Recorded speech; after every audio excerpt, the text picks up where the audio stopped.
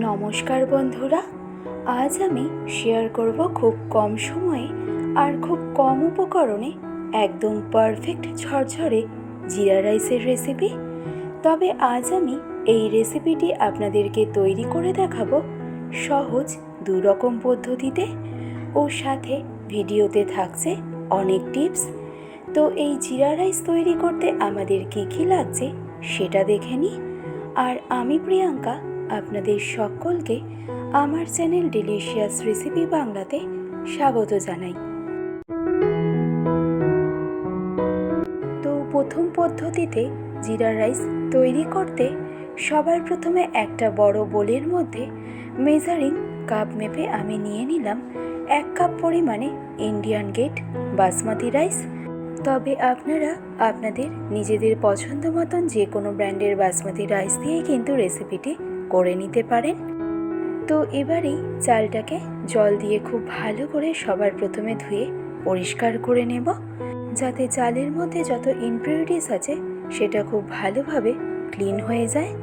তো মোটামুটি 3 থেকে 4 বার জল বদলে বদলে চালটাকে ধুয়ে পরিষ্কার করে নেওয়ার পর যখনই দেখবেন চালের ওপরের জলটা ঠিক এরকম পরিষ্কার হয়ে গেছে, তখনই আমাদের ঠিক এই স্টেজে এসে চালটাকে জলের মধ্যে ভিজিয়ে রেখে দিতে হবে কমপক্ষে 30 মিনিটের মতন।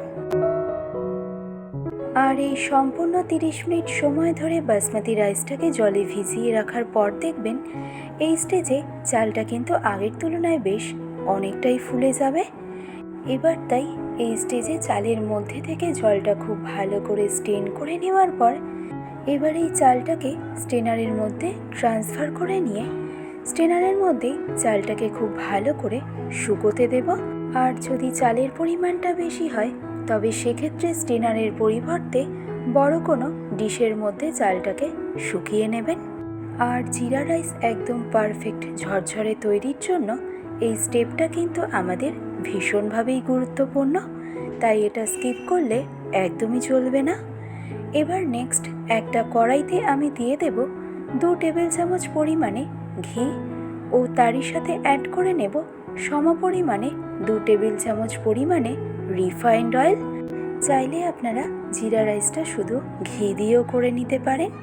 তো এবার মিডিয়াম টু হাই ফ্লেমে তেল আর ঘিটা কড়াইয়ের চারপাশে এভাবে একটু স্প্রেড করে নেওয়ার পর আমি অন্য একটা ডিশের মধ্যে নিয়ে নিয়েছি বেশ কিছু স্পাইসেস, যেমন 1.5 চা চামচ পরিমাণে গোটা সাদা জিরে, 2টো তেজপাতা, 2টো শুকনো লঙ্কা, 2টো ছোট দারচিনি স্টিক, 3টে রেগুলার এলাচ, একটা স্টার আনিস ও 3টে লবঙ্গ।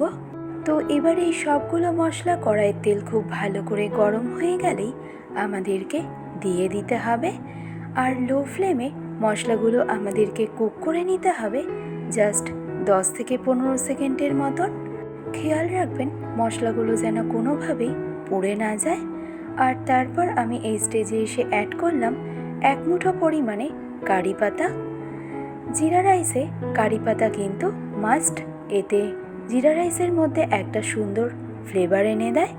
তো কারি পাতাটা 10 সেকেন্ড সময় ধরে একটু নেড়েচেড়ে নেওয়ার পর এবার আমরা এই স্টেজে এসে অ্যাড করে নেব আগে থেকে প্রিপেয়ার করে রাখা বাসমতি রাইসটাকে, ও সাথে অ্যাড করে নেব স্বাদ অনুসারে নুন, ও ঝালের জন্য অ্যাড করলাম কয়েকটা চেরা কাঁচা লঙ্কা। এবার গ্যাসের ফ্লেমটাকে একদম মিডিয়ামে রেখে রাইসটাকে ক্রমাগত নেড়েচেড়ে আমাদেরকে ফ্রাই করে নিতে হবে। তবে খুব বেশিক্ষণ সময় ধরে যে রাইসটাকে আমাদের ফ্রাই করতে হবে তা কিন্তু একদমই নয়। মোটামুটি 3 থেকে 4 মিনিট সময় ধরে রাইসটাকে মিডিয়াম ফ্লেমে একটু ফ্রাই করে নিলেই হবে। তো এই রাইসটা ফ্রাই করতে করতেই আমি এবার এই স্টেজে এসে অ্যাড করে নেব 1.5 চা চামচ পরিমাণে আদা বাটা। এবার আদাটাকে রাইসের সাথে খুব ভালো করে মিশিয়ে নেব। তো আপনারা কি করে বুঝবেন যে রাইসটা আমাদের একদম পারফেক্ট ফ্রাই হয়েছে কিনা? তো রাইসগুলো যখন একদম পারফেক্ট ফ্রাই হয়ে যাবে তখন দেখবেন রাইসের মধ্যে থেকে কিন্তু একটা সুন্দর গন্ধ বেরোবে।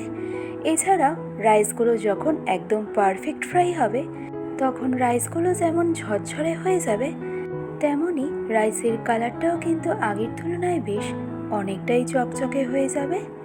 তো তাহলে ফাইনালি রাইসটা ফ্রাই করে নেওয়ার পর এবার আমি অ্যাড করে নেব পরিমাণ মতো গরম জল।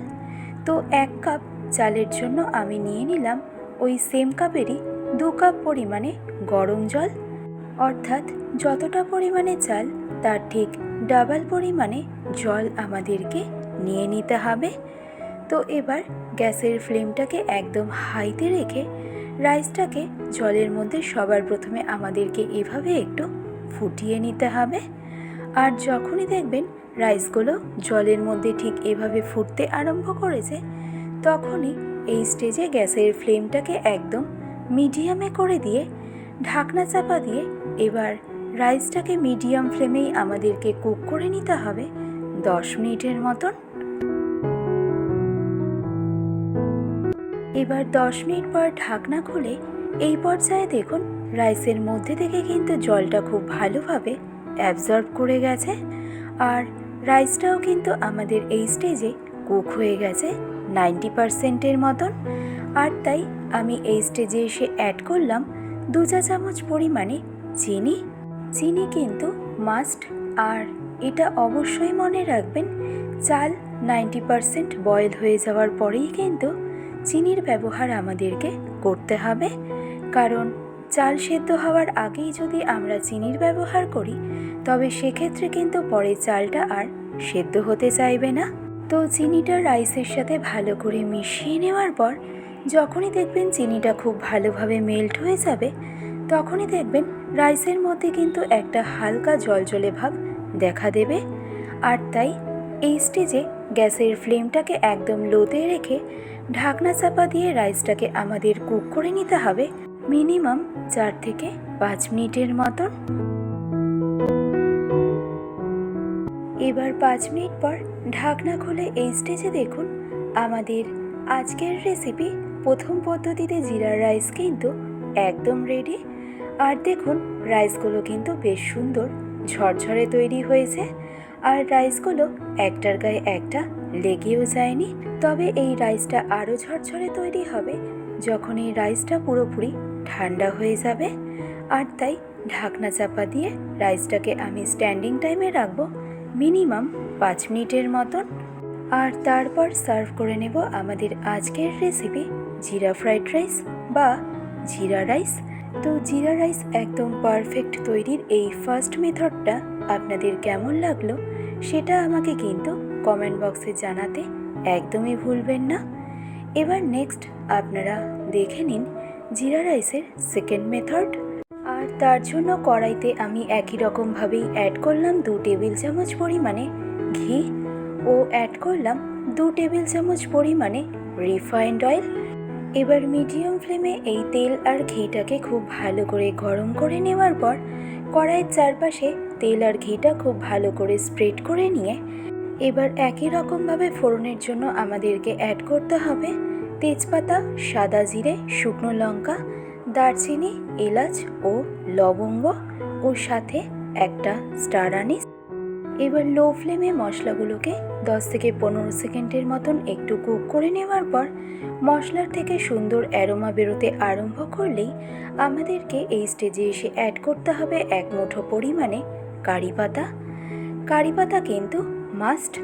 এবার এই কারি পাতাটা জাস্ট একটু নেড়ে চেড়ে নিয়ে এবার এই সেকেন্ড পদ্ধতিতে জিরা রাইসটা তৈরি করতে আমি এখানে নিয়ে নিয়েছি সেদ্ধ বাসমতি চাল। আর এই পদ্ধতিতে জিরা রাইসটা আপনারা লেফট ওভার রাইস দিয়েও কিন্তু করে নিতে পারবেন। তো এবার এই ভাতটাকে ডিরেক্টলি দিয়ে দেব কড়াইয়ের মধ্যে ও সাথে অ্যাড করে নেব স্বাদ অনুসারে রেগুলার সল্ট ও ঝালের জন্য একটা চেরা কাঁচা লঙ্কা। এবার মিডিয়াম টু হাই ফ্লেমে রাইসগুলোকে ক্রমাগত নেড়ে চেড়ে আমাদেরকে একটু ফ্রাই করে নিতে হবে, তবে খুব বেশিক্ষণ সময়ের জন্য কিন্তু একদমই নয়, জাস্ট 3 থেকে 4 মিনিট। আর রাইসটা ফ্রাই করতে করতে আমি অ্যাড করে নিলাম 1 চা চামচ পরিমাণে চিনি।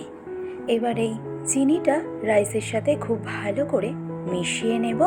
আর এই স্টেজে চেষ্টা করবেন খুব হালকা হাতেই রাইসগুলোকে নেড়ে চেড়ে নেওয়ার, কারণ যেহেতু এই সময় রাইসটা খুব নরম থাকে, তাই রাইসটা দুটো ভাগে ভেঙে যাওয়ার কিন্তু একটা সম্ভাবনা থাকে।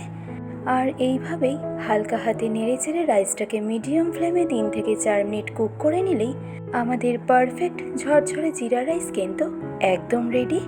আর এই জিরা রাইস চিকেন কষার সাথে খেতে কিন্তু জাস্ট অসাধারণ লাগে।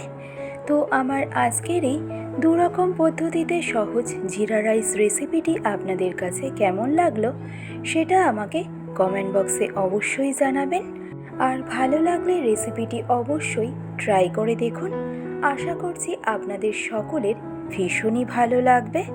আজকের ভিডিওটি তবে আমি এখানেই শেষ করছি। ভালো থাকবেন, সুস্থ থাকবেন। ধন্যবাদ।